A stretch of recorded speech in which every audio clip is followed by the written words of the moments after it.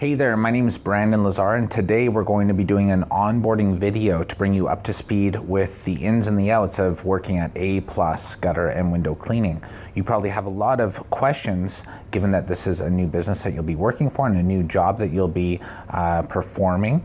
And at the same time, we have to relay in a very consistent manner what our expectations are when somebody's working in our business. So first and foremost, we want to welcome you on board. You know, we take great pride in only allowing in A-level players to be a part of our company. We're of the firm belief that if we allow B and C-level players into our work pool, it'll really compromise and detract from what we're trying to do. And that is, of course, provide an unparalleled level of service, and not just within home services, but within service in general. So I want to congratulate you. You've made it through the employee filtration system that we have, and it's meant to basically identify those high-level, high-caliber individuals such as yourself and offer them a position on our team. We basically have a ton of variety in the work that we do, and it's a lot of fun. We get through a lot of work, and we're always surrounded with really high-level, high-achieving personnel as our work companions. So welcome, and we're excited to get going on this. To get going here, I want to first make sure that you have an employee handbook. Make sure that you swing by the office if you haven't already and grab the most up-to-date version of the employee handbook so that you can follow along with what I'm going to be reading or covering off of the screen. So to get started, basically the first thing is the quick start that needs to be done 24 hours prior to the start of your first paid shift. And there's a few different elements that are involved in that. Number one being aplusu.ca, which is the website that we have specifically designated to our onboarding and training, as well as our recruiting. So basically it's our HR website, totally separate from our commercial website, which our customers will visit in order to request service or to request work from us. So if you're on your email inbox, you should receive a welcome email from the office, and in it we'll have the login name, username, as well as password for A+U. Without that, of course, you're not going to be able to access the back-end modules that will pertain specifically to your job. Whether you're a crew member, a crew leader, or an admin staff, you'll see videos that will be consistently delivering all the pertinent information that will go along with your respective job. So very important that you have that welcome email and that you log in to A+U with the credentials. Past that, at the bottom of the video modules pertaining to your job, you're going to see an employee documents package. Now this is very similar to any other job. It'll bring you up to speed in the clerical department, and it'll get you set up on payroll and stuff like that. Direct deposit information is required, as well as a few other housekeeping forms that will basically onboard you into our payroll system as quickly as possible. So make sure you download, print off, and then fill out and bring into your first shift that employee documents package. Very important. Third, we have a fall protection certification that's required for everyone to have that works out in the field. Now the nice thing about this is it's done through Worksite Safety, and it's a legitimate certification that goes to you as a person. So if you're ever applying for a different job down the road, you will have that cert and the copy of your ability to display that you know how to use fall protection training in line with what's required. Fourth, you need to download WhatsApp, which is basically the backbone of how we communicate at A+. We have a group for all of our branches, for all of the employees. We have a group for our crew leaders. We have a group for our office personnel. You name it, we use WhatsApp a ton. Once you download it, please send me a message on my personal line, and basically I'll add you into those company groups so that you're able to communicate with your fellow employees as well as the office. Very important that if you're working with our company, you have to have a data plan plan. Wi-Fi is not good enough in order to be able to stay connected and to communicate. So if you don't have a data plan, that unfortunately is a price in order to have a job with us, among a few other very straightforward requirements. But a working cell phone with a data plan is one of those attributes. Finally, when you're done all of the above, you're going to send a quick email just with the subject line, "I'm ready to start." And again, we request this no less than 24 hours prior to the start of your first shift. So please make sure that you allocate enough time in order to get through all of these requirements and to be able to show up for your first shift in a fine ranking order. So to begin with, first and foremost, one thing that we always like to start with is going through with people how to request time off. If you have anything that's already been booked or planned, you have to send us an email. It has to be done by email, and it has to be done no less than 2 weeks in advance of the event. We ask that everyone on our crews be available Monday to Friday from 7 a.m. to 6 p.m. So even if it's a doctor's meeting or something relatively small, it's still important, if it's within those hours, that you request the time off. Even in the case that you have a work order that looks really quite light for some reason, chances are we're going to have something else also planned for you in that day, or it could be a matter of helping out another crew on a different project or something like that. So please do not book anything inside of those work hours without express consent from the office. And again, it has to be requested from the office via email. Very, very important. For your first day, you're going to receive that welcome package or the welcome email, and it's going to basically go over all of the things on how to get into A+U, how to access worksite safety in order to get your fall protection certification, as well as it's even going to talk you through on the PDF on where you go for your first day of actual work. And it's even got like a little Google Maps snippet there. So make sure for your first day you leave plenty of time in order to make sure that you're there on time. And if you haven't been there, of course, before, you might, there's a risk of getting lost or whatever. So make sure you leave plenty of time. For our dress code, very important that we're going to go over that in the coming minutes here, but make sure you abide by the dress code requirements or you won't be able to work your first shift. And namely, you're going to need some sort of work shoe or athletic shoe. Either or are fine. They don't need to be steel-toed. And you're going to need beige work shorts or work pants. We don't allow sweatpants and we don't allow jeans. So important that you have those in line for your first day of work. Also, you have to be prepared for a day of work. So make sure that if you're a person that gets cold easily, make sure that you bring warm clothes.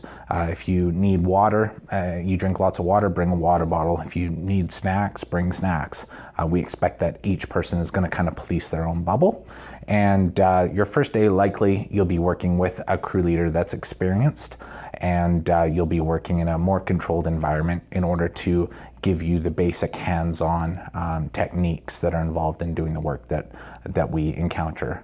Now, with that said, if you go through A+U, you'll have already seen pretty much every single scenario that you possibly can encounter out in the field and in your job, which is a really awesome thing. Generally, those people that work well with our company really appreciate and see A+U as an asset in order to accelerate and their learning curve and get them up to snuff that much quicker. So that's kind of the snapshot of how we get going initially. One quick common question again that we get time and time again is obviously, how do I get paid? When do I get paid? So for us, we pay 2 times per month. Paydays are the 7th and the 23rd of every single month. And the cutoffs are the 15th and the last day of the month. So 15th and the last day of the month are the cutoffs, and then the corresponding 7th or 23rd is when you actually get paid for that time period. So to get going, we're going to jump right in on this and get through it as quickly as possible. We have 3 kind of main priorities at A+ gutter and window cleaning, and those are safety, efficiency, and service. With safety, we are in full agreement that at the end of the day, nothing else matters if we're going to get seriously injured or worse. And the type of tasks that we encounter out in the day-to-day at A+ gutter and window cleaning can be potentially a little bit dangerous, especially if we're not going about them in the proper means. So no piece of clean glass or clean gutter is worth this serious injury or potentially a worse outcome than serious injury. And it's really quite an important thing to instill, particularly in our younger workers, that we have the right training, equipment, and experience. We just have to choose to work safely. Efficiency, obviously we work in a hyper-seasonal industry, and it's really important that we have people that kind of have that bounce in their step and they're ready to get through large amounts of work really quickly. Again, the people that work beside us are very high caliber. They like to hustle around and get a lot of work done, and that's got to be one of the priorities of the people that work with us. And finally, service. Service is very important. Like I said before, we aspire to render an unparalleled level of service, and not just within home services, but in service in general. We want to be among the top caliber of service that anyone could possibly receive.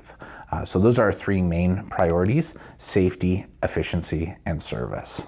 Quickly going through our philosophies, I'll allow you to kind of comb through this on your own, but over the course of over a decade of work, we've come up with a format that I feel our employees can benefit, our customers can benefit, and we can lead a profitable business.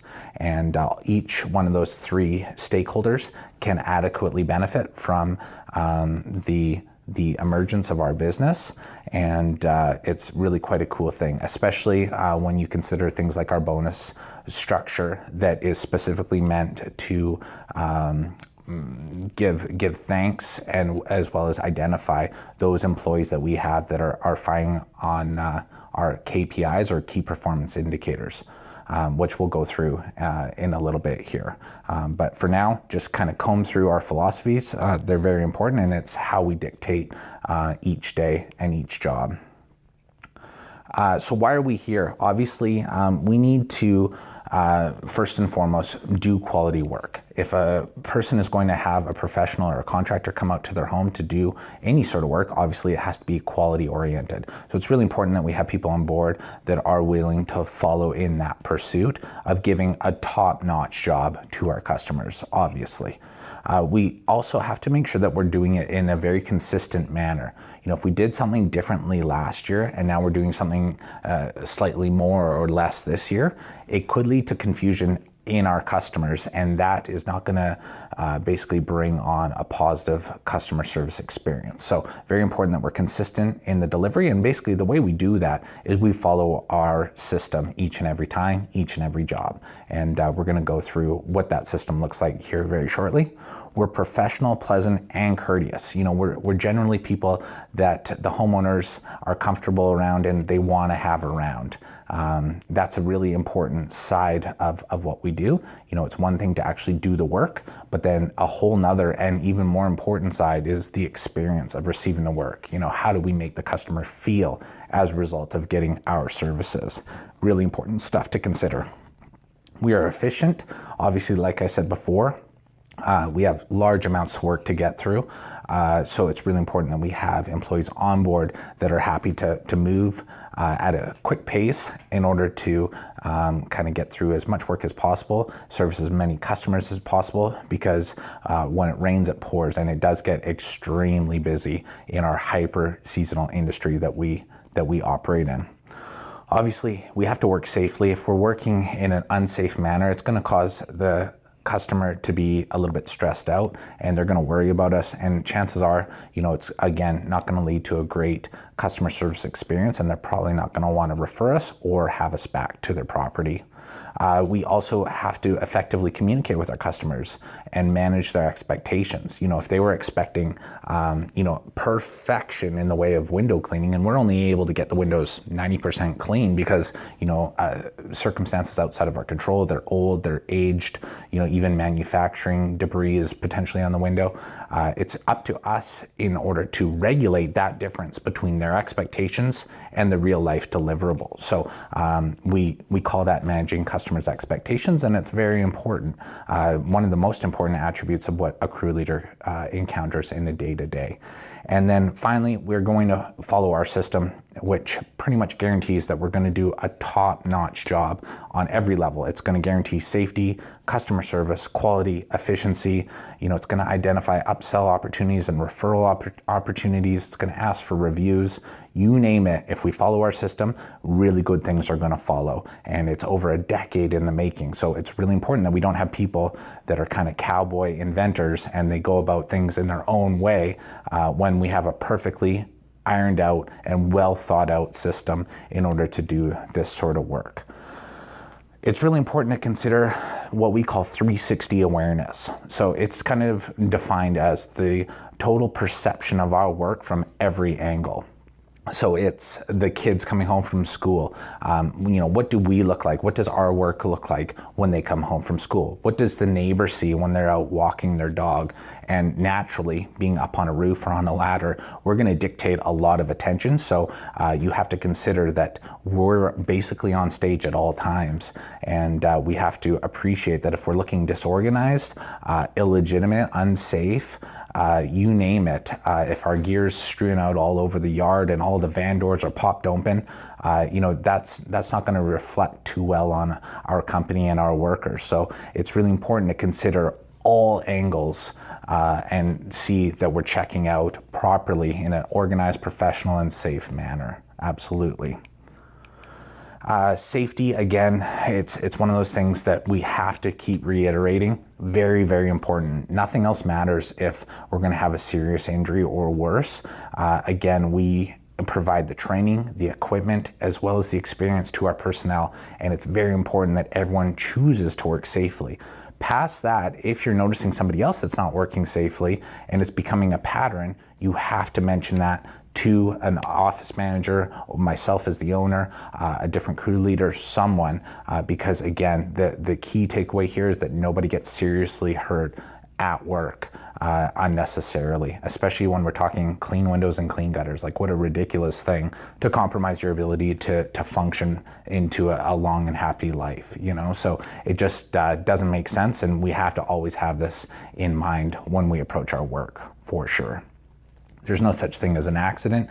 Kind of makes sense when you think about it. If we have the right training, equipment, and experience in order to do a job safely, then really there shouldn't be anything outside of our control that would lead to a negative outcome in the way of safety, for sure. So our general expectations, it's really similar to any other job that you would have worked. We basically, like I said, we have a price to have a job within our company. We're very selective, we're slow to hire, and we only allow that top caliber A-level personnel onto our crew. And when they're even allowed onto our crew, the price for them to have a job is they have to show up sober, on time, with a good attitude, ready to work, and of course they have to have that data plan and cell phone. It's really, really important, and it just doesn't work if we don't have that. Of course, you have to be dressed properly, and like I said, have that good attitude, ready to work. If you're super tired, hungover, sunstroke from the weekend or whatever, then we don't want that to become a pattern, because we're heavily relying on the people that we do in fact allow onto our crew. So really important to appreciate and understand. The dress code is bar none one of the single most important attributes that we abide by. Reason for that is we care a lot about how we look. For the simple fact that we're getting judged as soon as we show up to somebody's property. They're going to do an up-down on us as people, as well as our equipment. Do we look professional, clean, courteous, comfortable, or do we look sketchy, non-matching, non-professional in a way that they're going to have to dictate additional levels of focus on us being there. So right off the bat, we can do ourselves a huge benefit in just playing the part and making sure we're abiding by our dress code. The dress code specifically is we need to have a clean A+ shirt, which we give to all of our workers.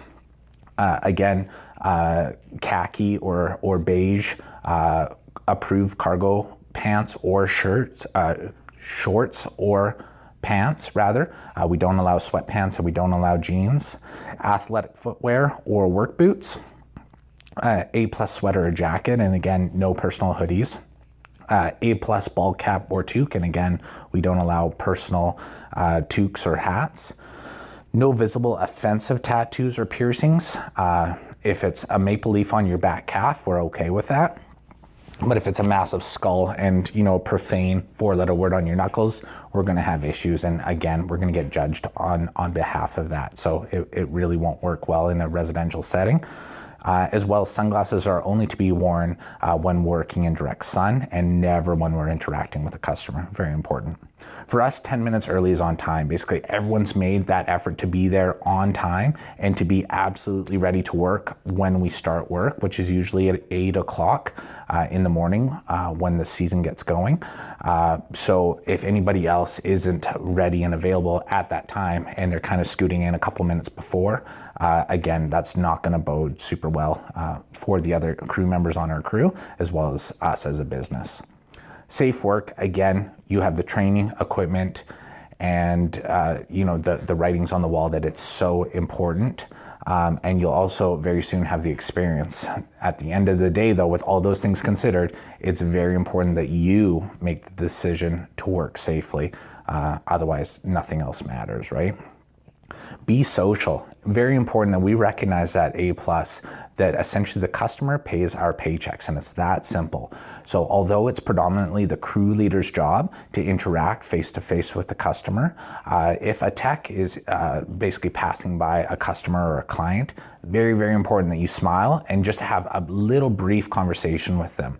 Again, we want to have that place in their mind where they feel like, those young individuals were so pleasant, so friendly, so nice to be around, because a lot of the people that we have on board are considered millennials, myself included, and we kind of get painted with a broad stroke that we don't know how to socialize, we don't know how to work hard, we're very entitled, and the people that we invite onto our crew are definitely not the typical millennials. So very important that we recognize that and that we're social when the time requires it, for sure. Doesn't have to be super elongated conversations, but simply being pleasant nonetheless is at a very minimum required. Hustle is super important on our job sites as well, because like I mentioned, we operate in a hyper seasonal industry. So when it gets busy, it gets crazy, crazy busy. And if we have people that are kind of back on their heels and they don't have that bounce in their step, it's going to be really awkward, both for you, for the fellow employees that you're working beside who are also tied to your productivity, as well as for the business. Basically, you can see this little graph here. It gets incredibly busy, predominantly in the spring months and the fall months. So we need people that are really ready to kind of jump into work, roll up their sleeves, and get to it. We recommend looking at this as if if somebody is coming to just run out the clock, it's almost considered time theft in a way. Yes, you're working for A+, which is a business, but it's also my business. And I built it over a decade, and it was a ton of hard work, let me tell you. So in a lot of these circumstances, please look at it as if I'm purchasing an hour from you. And what does that hour look like? What is the value involved in that hour? And on the flip side, I'm never going to go in and steal time away from you. So it kind of has to go both ways. I'm never going to go in and change your time card or something like that. So on the flip side, what you can do for me is each hour that I'm purchasing from you can be a very value-induced, value-centric hour that I'm getting from you. So it's just important to recognize. Flexibility of workers, again, that Monday to Friday from 7 a.m. to 6 p.m. is expected to be fully available for all of our workers. If you're not able to be present for any sort of portion of that, you have to send an email no less than 2 weeks in advance, and it has to be approved by email. It can't be vocally mentioned or verbally mentioned, and it can't be done by text or any other measure.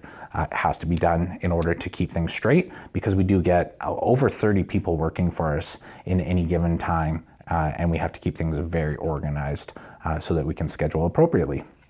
Past that, language is very important. Again, we have that place in the customer's mind where we're professional, pleasant, courteous.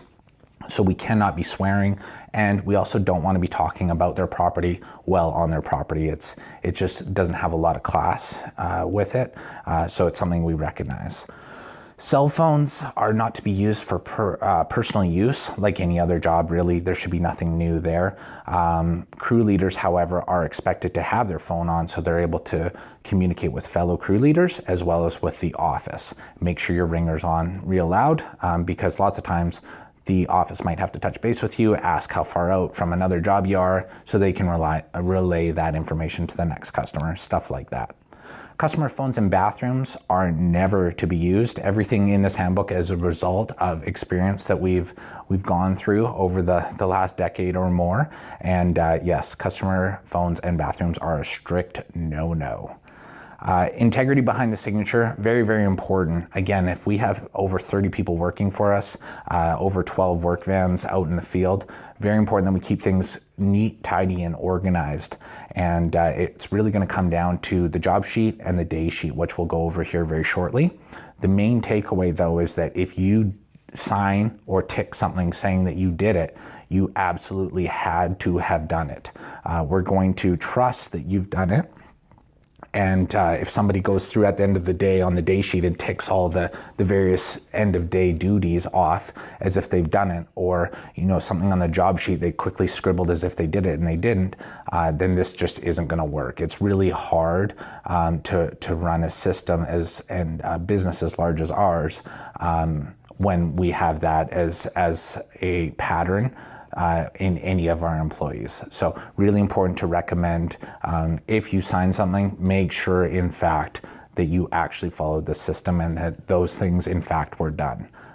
It's one thing to not do them, but don't tick them, and that's really important. Otherwise our systems are just going to break down from the inside. They'll kind of implode, if you will. Quality, obviously we need guys that are not just kind of head down and grind it out. They also have to be aware of the quality that they're doing in the way of the service. So make sure that you're not cutting corners. Make sure that it's a high level service that we're essentially selling to the customer. If we're not doing that, then again, what's even the point, right? We're providing a service that's not high quality, but still charging them full price. It just doesn't really make sense, and why would they want to have us back? So very important for each of our employees to share in that same pursuit of top-notch service offerings, for sure. Respect, like I said, although you're working for A+, you're essentially, driving my vans that I've purchased over the years.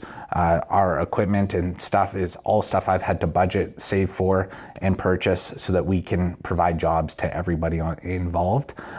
So what I ask for is your respect in doing that. Past that, we also need respect when dealing with your fellow co-work mates, as well as when we're dealing with our customers. Overall, the people that we have on board with our company, it's not usually an issue, but it's good to mention nonetheless that it's very important that we each respect each other and treat each other properly. Gratuity, this is just to say if we get a tip on a job, it's not for the crew leader to just kind of stuff in his pocket and that's it. Obviously, anybody that was involved in the deliverance of that job gets to split or gets a fair portion of that tip or that gratuity. Earbuds and headphones, basically there's a wide range in terms of how intense the jobs that we do can be. Sometimes we're just kind of grinding out large amounts of low risk, repetitive work. In that sort of circumstance, it's totally fine to have one earbud in and listen to an audiobook or a podcast or something like that. That's totally fine. However, if we're working downtown on a man lift with sidewalks closed off and there's pedestrians and tons of vehicles and stuff like that, obviously not the best environment to be bopping out on your headphones with. So just kind of something to keep in mind for sure. Driving, very important that we recognize that as dangerous as gutter cleaning and window cleaning is, with all the height elements, ladder use, working from the rooftop, stuff like that, we also do have a lot of exposure when it comes to the driving because we drive for work. So we don't just drive to work and then from work, we drive for work. We are a mobile business. So very important that we recognize that we do have a greater level of exposure and a greater level of risk potential because we're always on the road. Past that, our vans are fully deckled out with our name and phone number. We're basically driving billboards. So it's very important that we abide by the rules of the road. We drive defensively and safely at all times. Very, very important stuff. Breaks and drive-throughs, obviously, again, it's kind of based on the honor system. If you're going to take some time, we just ask that you account for it properly. Again, I'm never going to go in and steal any sort of hours or time off your time cards. And I'd expect that, if you're going to take a lunch, you're going to document that and you're going to write that down so that I'm not paying for you to sit down and take a lunch. Past that, we're not the type of crew that generally starts out our day of work in a drive-through line at Tim Hortons. Again, your discretion's required here, and we just ask that you approach it as if, in the same way I approach handling your time card. The 30-minute break is required by the British Columbia government after 5 consecutive hours. We leave that to each of the crews to dictate when they'll take that time. But basically, after 5 hours, throughout your work order, you are expected to take a 30-minute break. And that's in line with the BC Labour Standard. Health and preparation, basically we're operating a well-oiled machine and we have systems in place to guarantee a really top quality job. But what we do need is people that are able to show up, again, not hungover, not super tired, not heat stroked or whatever else, and provide a great day's work, to apply that great day's work to our system and for our customers. So again, it's worth mentioning, we need people to consider that this is a moderately physical job, absolutely, and we need people that are ready to dive into it. With poor weather, generally we're pretty spoiled here in Kamloops and Salmon Arm and Vernon. Usually the weather's pretty nice during the spring and summer. However, on occasion we will get inclement weather that blows through. And when that happens, the 3 things that we want to consider is the work safe? Is it quality oriented? And are we still able to be efficient? If we're able to do those 3 things, then we can continue on. If not, then it's time to touch base with the office so that we can come up with an alternative arrangement for the situation and for those jobs that were booked in. Smoking and e-cigarette policy, as well as vaporizing, are not to be used inside of the work vehicles or on the work site. And this is per WorkSafe BC. It is considered a work site or a work environment, and it's no different than smoking inside a building. And if you do smoke, we ask that, number one, you account for that time appropriately and honestly. And if you're on a job, that you walk fairly well away from the job in order to do whatever you have to do. Running out of stock, there's nothing more frustrating than going to the CCAN to get a piece of equipment or material and it being completely done or out or whatever, dissipated. What we need to do is we need to make mention when we're noticing things that are starting to dwindle in the way of stock. So, key example is we use soap in our window cleaning solution. If the person takes the last soap, then the next guy is going to be really unable to perform his day properly because he doesn't have what he needs. So if we're noticing anything running low, it's really, really important that everyone makes mention of that. And even better yet, on the whiteboard in the CCAN, you can scribe it on the wall as something that we're needing. And I have no problem purchasing any equipment or materials that are required by our crews, but I need to know about it first and foremost. Again, with the 360 awareness, the idea that we're always on stage has to come into play. It has to be recognized and appreciated. Again, we're up on roofs and on ladders. We get a tremendous amount of attention as a result. So really important that we always recommend or recognize and kind of dictate ourselves accordingly. We want to make sure that if people are looking at us, that we are being very safe, that we're being very professional, that we're not doing anything that, would cause overt amounts of concern or whatever. So very important to recognize that basic fact for sure. Tools and vehicles, basically without them, we don't have paychecks. It's that simple. If we can't go to our work sites, then we don't have hours to give to our people.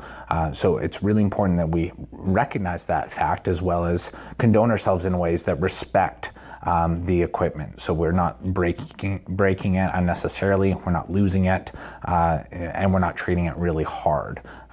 So again, if you look at it from that scope, it's really important stuff that if we're going to keep functioning at a high level, we got to make sure that our tools and equipment are at their top capacity possible, for sure. Windows are not created equally. Basically, this is just to say that the customer is going to critique various windows at different levels. So for example, the ensuite or the master bedroom windows, or the windows in front of, say, the main dish sink in the kitchen, are predominantly windows that are going to be critiqued at a high level because a lot of time is going to be spent there.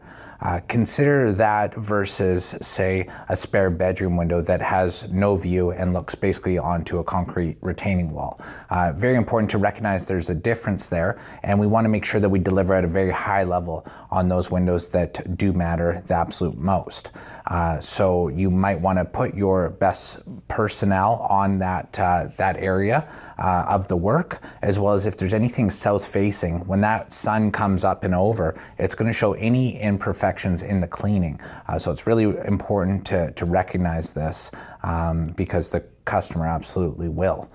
The advanced technique, basically our straightforward technique, is basically composed of what we call straight pulls. So it's very linear, it's very straightforward, it's very controlled.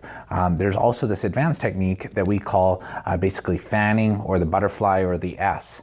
And if you see any more experienced personnel on our crew, they might be using that technique. And it's really important to recognize, though, that it's maybe marginally faster, just a little bit faster, but it's also prone to a lot more errors and issues with the quality. So if you're brand new, any newer than 2 months on the job, I wouldn't recommend experimenting with that methodology. And make sure when you do start to do it, that you do it under the experience of a crew leader, and that also too, that the work for the day allows for you to be experimenting with the new methodology, for sure. Prior damage to the property, in the past we've actually been blamed for damage to property that we didn't even do. For example, you might go into a backyard and a fountain's kind of tipped over on its side. If you notice something like that, or a broken window, for instance, really important that number one, you make mention of it and that you document it. So take a picture with your cell phone and mention it to the crew leader that's on the job. It's much better to be in the seat of explaining the situation to the customer versus basically just leaving and them coming up with their own conclusions on what had happened. The mere fact that we were there often is something they'll resort to and basically blame us. So very important that we approach it from a high level and that we make mention of it, for sure. Now on the flip side, if we were in fact the ones that caused the damage, then by all means we're going to step up and we're going to react accordingly. First and foremost, what's most important there is that we're honest. If you in fact did cause an issue or you broke something, number one, you have to be honest. We're all physical, regular human beings, and we do make errors on occasion, but it's very important that we own up to them.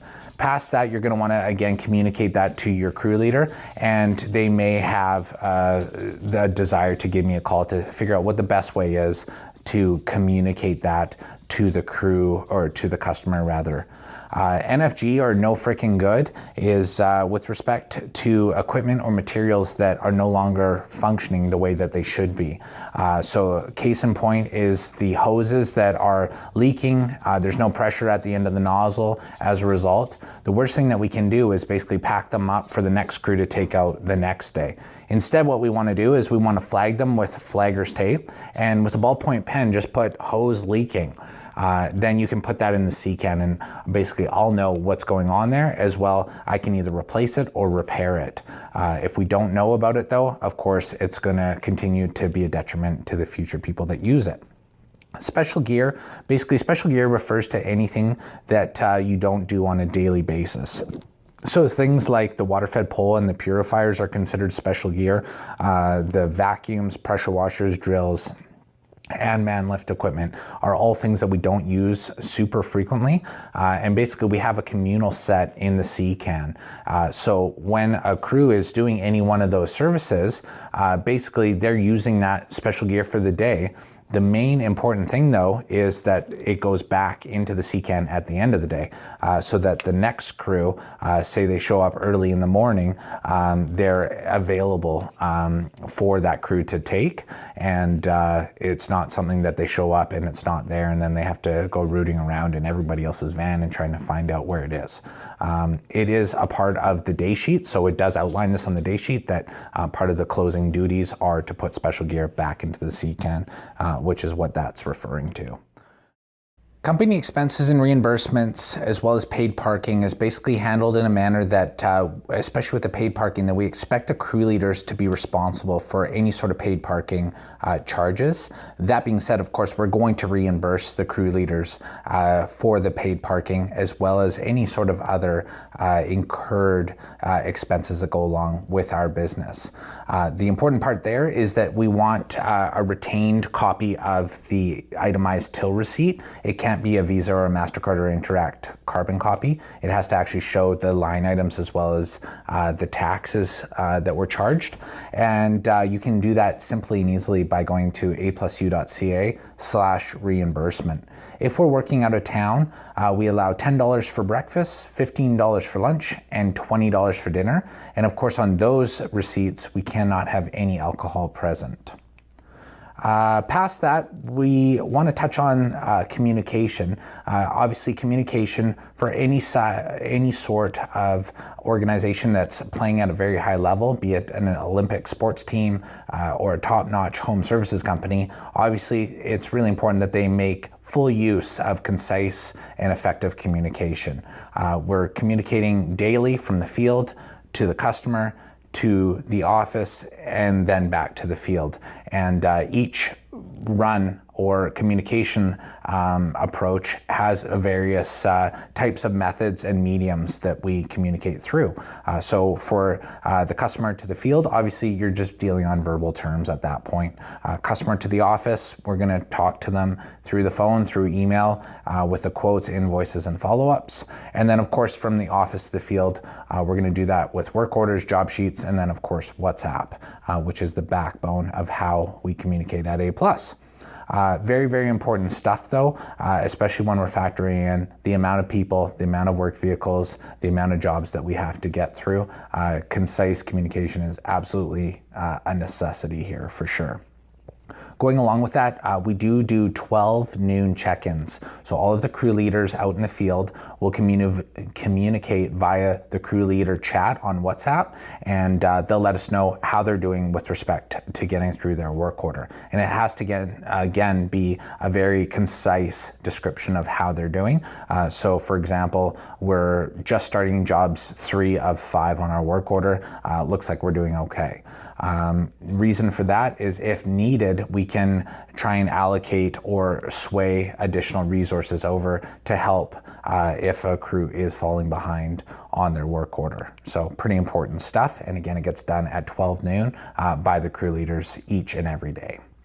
Confidentiality and non-competition agreement.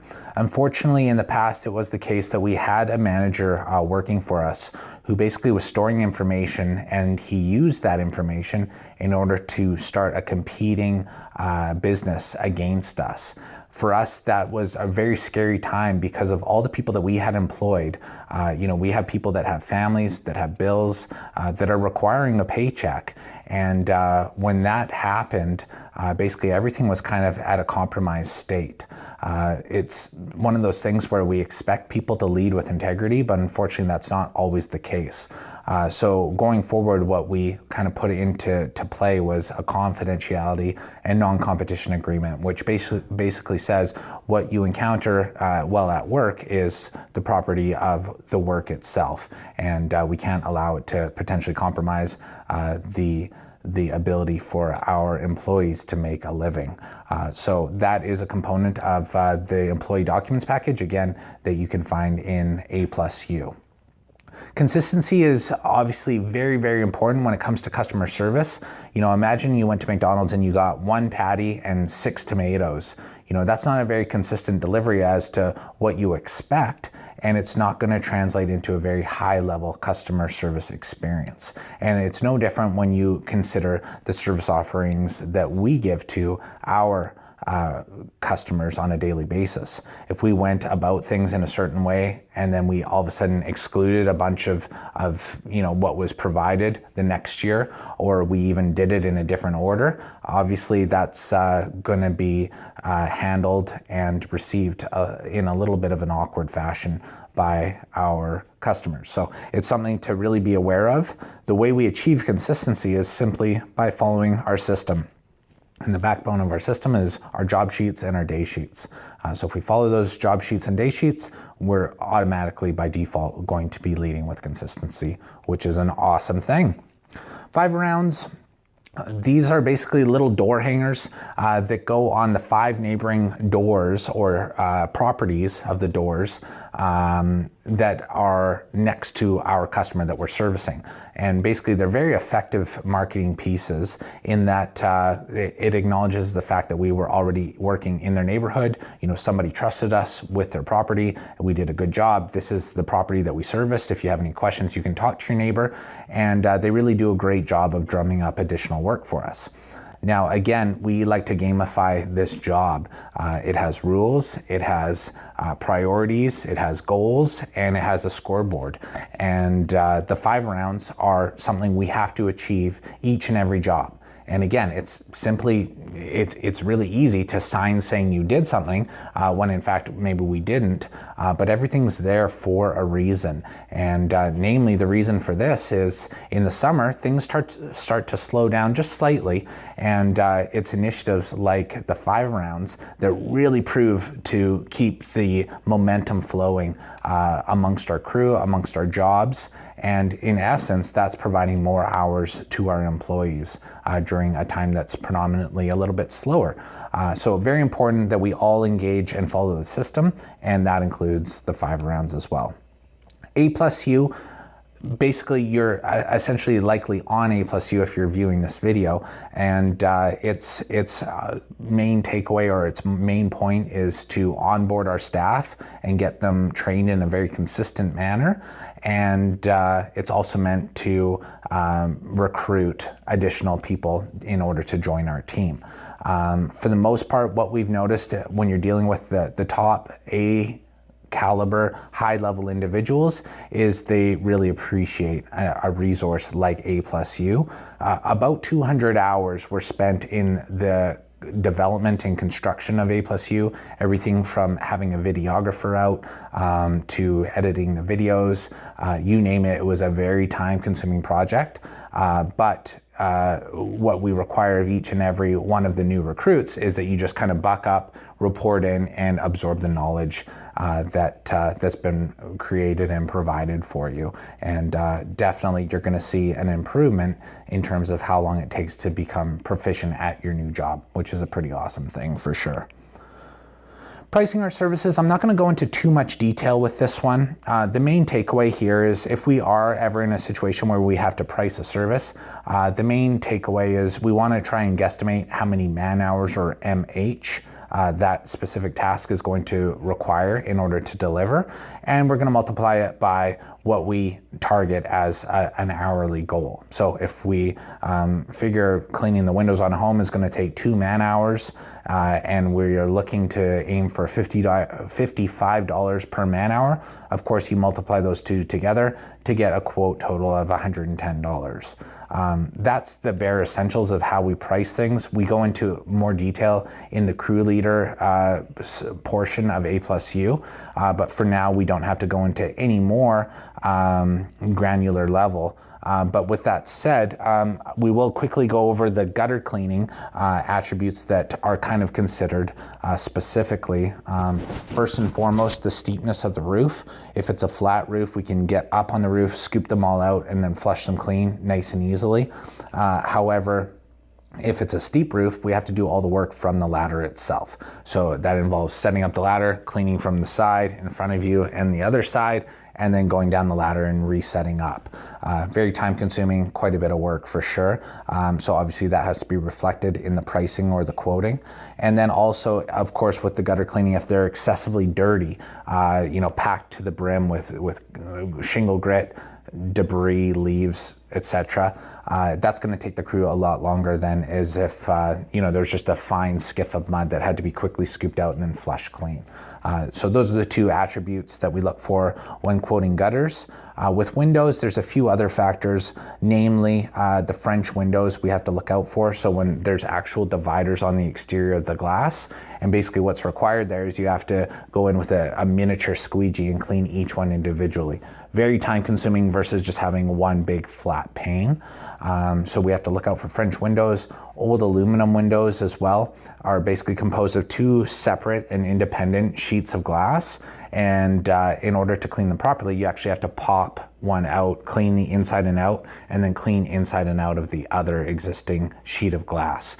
Fortunately, we don't encounter them too often. They were very popular in the 70s, and we don't run into them too often anymore, which is a good thing because they are very time consuming. Hard water stains are basically when, say, a sprinkler has been spraying onto a window for years on end. Over time, the sediments and the chemicals in that water is actually going to get baked into the glass. And what you're going to notice is almost like a dry water droplet type effect, or like a scaling like you'll see in a shower. And that in fact is hard water stain. We don't include that as part of our basic window cleaning service. And the reason for that is it's quite time consuming in order to remove. And basically our method for removal is to buff it out with quadruple zero steel wool. It takes a fair amount of elbow grease, and it's kind of under the assumption that it's not so far progressed that it's like basically a full layer. If it's moderate or just light hard water staining, we can get it out. If it's advanced, chances are we're not even going to be able to get it out, and that sediment is now part of the glass. So that's something we also have to look out for when quoting or cleaning windows, as well as if they're excessively dirty or it's a post-construction window cleaning. Obviously, it's going to take a lot longer to get them up to snuff, and we have to quote accordingly based on those scenarios. So for the upselling, basically it's really important that we all engage in upselling.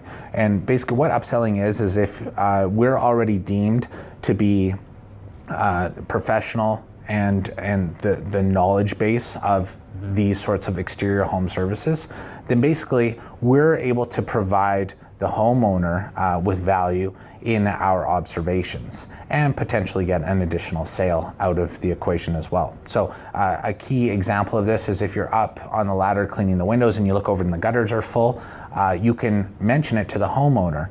So it goes in a way that we go, I noticed blank, I recommend blank. So Mrs. Smith, I noticed your gutters are full of debris and they won't function properly. I recommend you have us clean those today. Generally a home your size would be $170, something like that. Basically, even if they say, you know what, thanks so much for letting me know, I'll take care of that myself. We still provided value in giving them that sort of notification and information. And on the flip side, they might also say, you know what, perfect, you're here. We trust you, that's great, when can we get it done? We do have a policy on our crew that we don't book it in the same day. So basically what we're finding before is if you did that upselling and they said, perfect, go ahead and do it, then it would almost be kind of like a punishment for that crew, because they'd have to pack up all their window gear and then get out the gutter gear and then restart the window cleaning. And of course, that's not going to be super productive. So all upsells are rebooked at a future date, and there's a commission that's paid out to that crew leader as part of the bonus program. Asking for referrals is another huge thing that we all have to engage in. Basically, it's tricky, and it can be a very cold endeavor trying to do business out in the marketplace. And if we do get to the point where we've earned a customer's trust and they're happy with what we've done for them, and they're excited with the results, then asking for referrals is a great way to kind of partition the energy back to a way that benefits us. So, Mrs. Smith, we're glad you're so excited with the results of your window cleaning. Would you happen to know of anybody else that could use a quote on our services? Simply mentioning that goes a long ways. And of course, like anything in this world, if you don't ask, the answer is automatically no. Standards of conduct, of course, this is an employee handbook, so we have to go over the things that we cannot tolerate within our company, starting with doing work on the side or not claiming upsells. It's essentially stealing is a better, more appropriate way to term it. And of course, we can't tolerate that as a business. Violating the company's policies or safety rules is also something we take very seriously. You cannot put yourself or anybody else at danger or risk of danger. It's very important stuff. It's the most important stuff. Insubordination is basically not following orders or requests from management, as well as poor attendance. Basically, we strategically only bring on a certain amount of people in order to guarantee or to give them the best chance of getting a high amount of hours. And if in turn we have employees that are not showing up or showing up late, it's really hard to book in that work, but then not have a method of delivery. So it's really important that those who are given an opportunity to come onto our crew, that they take it seriously and that they attend fully. Theft, obviously, you cannot steal, you can't be dishonest or disrespectful, and you can't use company vehicles or assets outside of work time for personal use. We rely on these assets for a paycheck, and it's really important that we're all on the same page with that. Also, failure to comply with any of the expectations as outlined in this handbook is also something that is part, obviously, of our expectation. Some quick housekeeping here. We're going to get through this stuff real quick. Again, as mentioned, the payroll paydays are the 7th and the 23rd, with cutoffs being the 15th and the last day of the month. Holidays, like any sort of regular business, we observe any holidays that are deemed by BC Labor Code. Cash advances, basically you have to be part of our crew for 3 months in order to establish a history before we can consider cash advances if required. Time off, again, that 7 a.m. to 6 p.m. Monday to Friday has to be a window that everyone's fully available for unless they request the time off via email. Sick days, if you're unable to attend a day of work, please let us know as soon as you're made aware or as soon as you think that will be the case. And we do require a doctor's note if that is the case. Separation, so if you're feeling like this isn't a great fit for you, we request that you give us 2 weeks notice. As a small business, that goes a long ways. And if you do give us 2 weeks notice, then we'll vouch for you in the form of a reference going forward. Overtime, like any sort of legitimate business, again, anything over 8 hours a day or 40 hours per week is considered overtime, and your wage inflates by 1.5 times. Keep in mind, though, that is also going to affect your bonus program, and it's going to have the same effect on the inputs required. So your bonuses will likely, if they're getting multiplied by 1.5 on your inputs, the bonuses are going to be harder and harder to achieve for sure. Responsibilities, basically we have 3 separate departments within our company. Production, which are the guys out in the field. Marketing, anybody out in the marketplace trying to make the phone ring, as well as admin, so anyone in the office. The main takeaway here is that each department affects the other departments greatly, depending on how well they're doing. So if the crew's out in the field doing really shoddy work, there's going to be an influx of phone calls coming into the office with complaints and touch-up requests. Also, if the crew in the office isn't doing a great job, things like payroll and getting paid for our work and stuff like that can sometimes be compromised or delayed. It's never been the case specifically with the payroll example, but it's just meant to illustrate the fact that we're all relying on each other, even though they might be in an entirely different area or department. Next, we have a basic layout of our hierarchy with essentially myself as the owner at the top. I predominantly am going to be communicating with our bookkeeper, our office manager, as well as our production manager. Then each of the crew leaders will be dealing directly with either the office manager or production manager. And then the crew member deals specifically with their respective crew leader. The job is given to the crew leader. Any praise or concern that comes about from that job goes back to the crew leader. And the tech's job is to basically aid in the deliverance of that job for the crew leader, as well as to make the crew leader's life easier. That's in a nutshell how it goes. Basically, we've broken down in more detail kind of each of the responsibilities for each of those roles. I'll allow you to go through that if you like. And we've gone through the referral system and the upselling system that we have on our company, and it goes into more detail here. And I encourage you to review that right now. Compensation versus yield. It's really important that we recognize if we quote something for, say, a set amount of time, 4 crew hours or something, and it's not looking like we're going to achieve that, especially if there's a reason why we're not going to be achieving that. It's really important that we pause and communicate that to the office or to a manager so that we can kind of pivot and react accordingly if needed, especially when we consider all the additional expenses to do with running a business. It's very important that we're not losing money while out in the field trying to render our service. So especially if things are not as we had expected, oftentimes that'll provide an opportunity for us to go back to the customer and explain ourselves and why it's taking longer and why the bill needs to be higher. So it's important for specifically our crew leaders to recognize this. Next, we have a really cool bonus program, and it's based on our 4 KPIs or key performance indicators: productivity, upsells, reviews, and referrals. So if we're doing well on those 4 KPIs, that's like the health of our business. We're doing really well in general. And basically, our bonus program keeps tabs on those 4 KPIs and breaks it down in a manner that if a guy or a gal is performing well on one of those 4 or all 4, then basically that means they're going to have a sizable cash bonus that's paid out on a monthly frequency. And I'll allow you the opportunity to kind of go through here and see what the specific breakdown is for each of the 4 KPIs. The main takeaway here is that it disproportionately positively benefits the crew leader. At the end of the day, we want more crew leaders. So if you're coming into our company as a tech, we absolutely hope that you'll be around and aspire to become a crew leader. At the end of the day, if we have more crew leaders, we have more crews, and that's a really good thing. Next, you'll see an example of our scoreboard. So this is what is basically updated after each day, and it's posted on our respective groups. So you'll see your name as well as the corresponding monthly cash bonus that you've achieved. You'll see how productive you were last day on our scale of 1 to 6.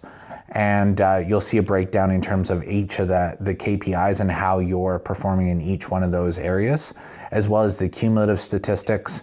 And like we said, it's a gamification of the job. So things like the touch-ups and the callbacks and stuff like that are also tracked on this. So in the end, basically we're rewarding those who work the hardest, who are providing the best level of service for our customers. And again, it's a really cool thing because it does serve to gamify the job, and the time just flies by as a conclusion of the system that we have here.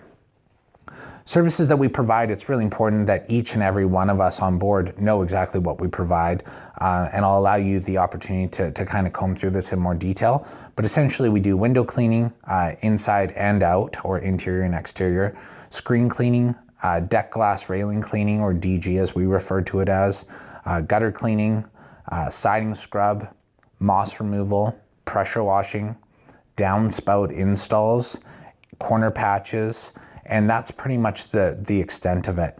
What's really important is that you do know how to communicate and describe to potential customers or to our customers each of the various service offerings. Specifically, when you look at something like the corner patches, there's a huge description and a huge amount of information that needs to be relayed in order to clarify their expectations. For something like the corner patch installation, it's actually a very finicky task. And what could be the worst case scenario is that we go ahead and we don't adequately describe what the requirements are and what the expectations should be.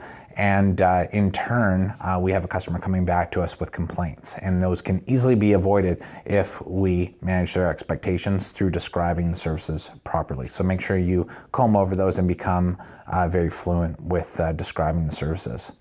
Business and hiring cards, we give the opportunity for each one of our members to basically market or advertise the role of having a job within our company to the people that they know. What we found is if we're only allowing A-level, top caliber employees on board, generally they associate with other A-level top quality individuals. So it's really quite a cool thing when you're able to have some impact in terms of who you get to work beside. As well, we offer a $250 referral bonus for anybody that refers somebody who sticks with our company for 3 months or more.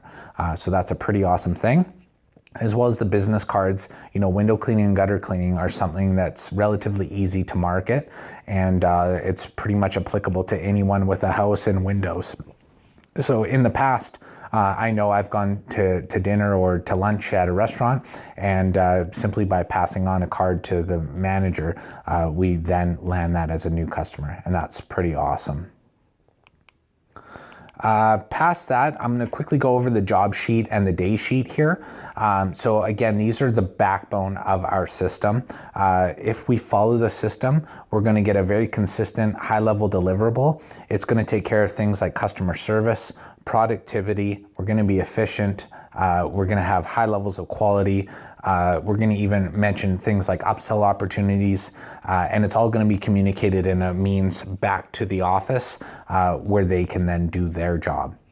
The crew leaders have more training within their modules on how to fill out this paperwork, but it's important for everyone to recognize that basically a job sheet gets filled out on every single job, and it communicates how it went, as well as provides a decent amount of insight as to how to execute that job for the crew leader.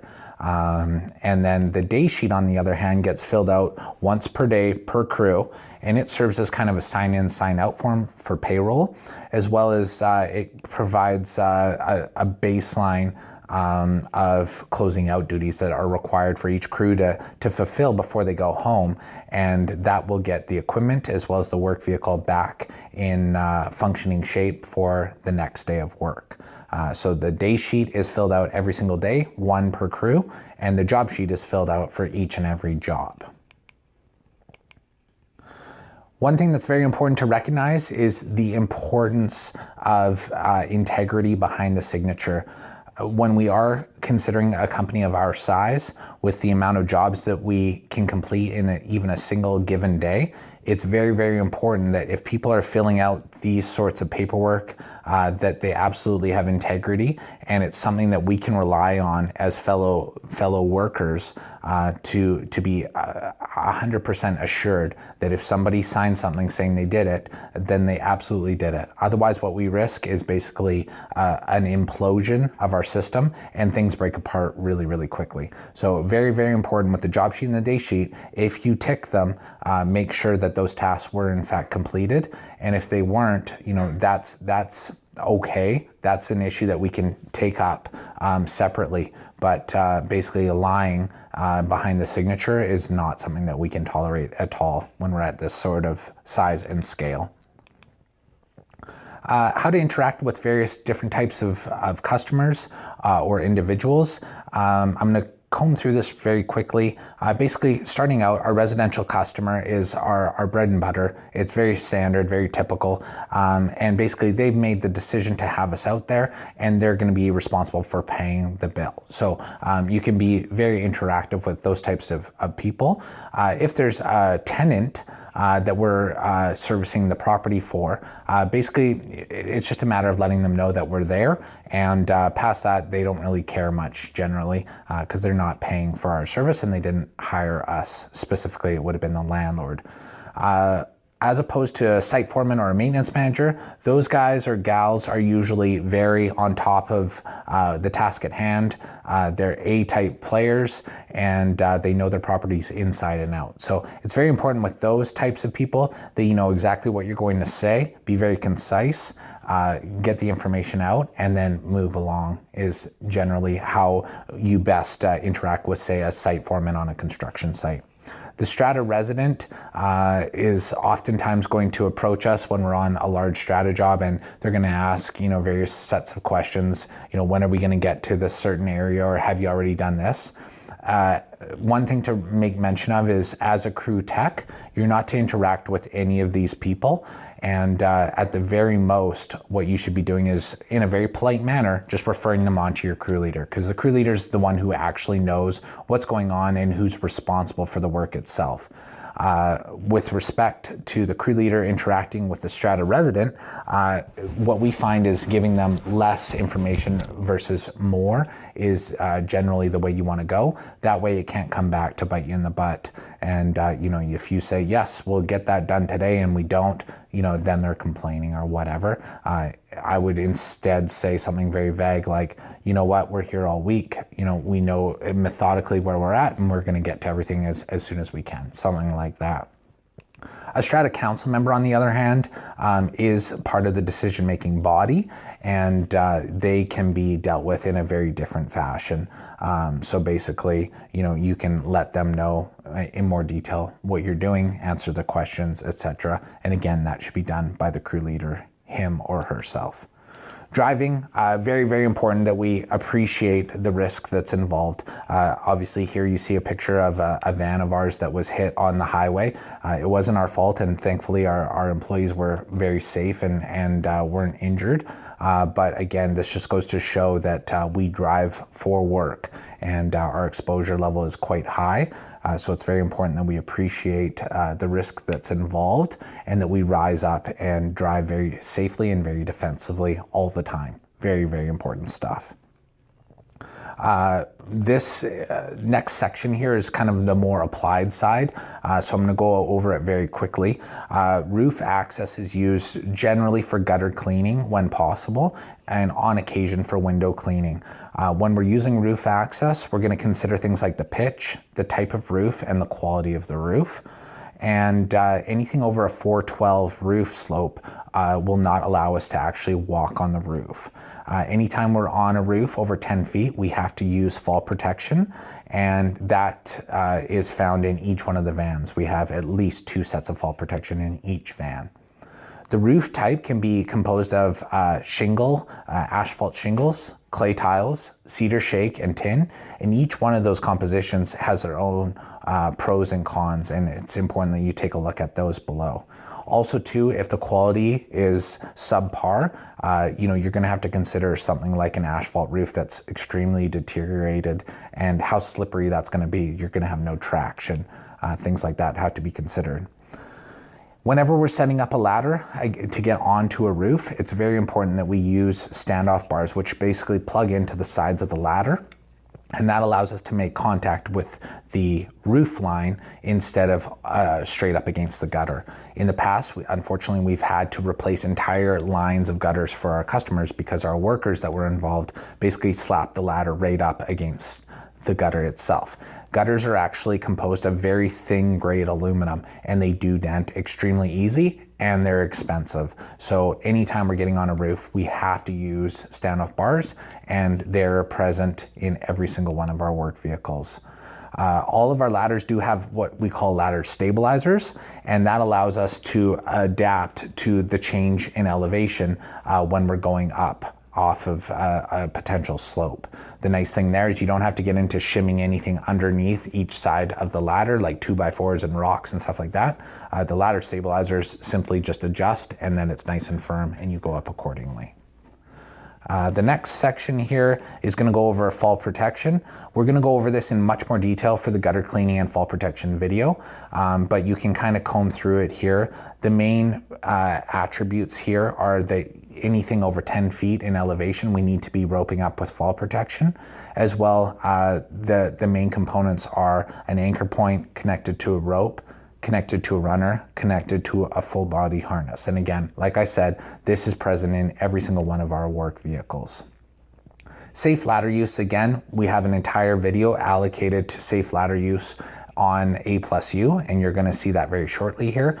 The main takeaway there is 4-to-1 rise over run needs to be always employed for the safest use. And anytime we're getting up onto the roof itself, we have to overshoot the gutter line by at least 1 meter. And again, if that doesn't make sense, no worries at all. It will make more sense once you see that video. And we're going to finish up here with some baseline cautions. Again, we're going to touch base on each one of these topics in their respective videos, but basically the razors are something that can be a very effective tool in getting debris off of the glass, but we have to appreciate and recognize that we can actually cause a lot of damage and scratch the glass as well if we're not careful and if we're not employing the technique properly. Again, it's mainly boils down to the tempered glass, and we're going to go over that in the window cleaning video, but the razors are a potential caution above and beyond everything else that you should kind of have stored away in the back of your mind. Steel wool as well is a great tool, a great material that can provide a bit of an abrasive force to clean the glass. But if it's old and rusted, that hardened rust spot can actually act to etch the glass and to leave marks. So it's something, again, that we want to kind of caution people with. And Warren squeegee rubber, basically the rubber starts off in a nice 90-degree straight angle, and over time as it gets used, it's going to become more and more worn. It'll become then beveled and rounded, and then you'll notice once you do a swipe, it actually leaves a ton of moisture still on the glass, and it's just not effective anymore. What you can do is you can flip the squeegee rubber one time and basically get an entire another set of life out of the squeegee rubber, but then after that you're going to have to replace it entirely, and usually a single squeegee rubber lasts anywhere from 2 to 4 weeks, I would say. Finally, the last kind of take-home cautionary piece that I'd like to provide you with are the water taps at commercial buildings. Basically, we have a tap key that we can use to undo or open up the tap, and it's the outside housing or portion that you want to be very aware of, that you don't want to have rotate. It's just the inner portion with the tap key itself. If you're doing this for the first time, definitely get a crew leader to show you in more depth what I'm talking about. But in essence, if that housing comes out, that's the main valve. And there's actually been a scenario where we had to hire a plumbing company to shut the water down on a 4-story building so that we could get this valve back in, because it had come loose and come out, and there was just no possible way to force it back in. So something to be aware of, and it's one of those things that we've encountered all these things in the past. So at the very least, what we can do is pass it on to our future recruits. Next, we have the textbook Day on a Job. I'm going to allow you the opportunity to kind of comb through that and read through it. But basically, it's kind of a composition of all of our procedures and systems coming together. And it gives you a really good feel for how we interact, how we execute, how we progress through a day at A+ Gutter and Window Cleaning. And like I said, once you're given the deliverance of seeing everything first and foremost on A+U, generally the training follows in a very quick and expedited manner, and you're able to progress very quickly.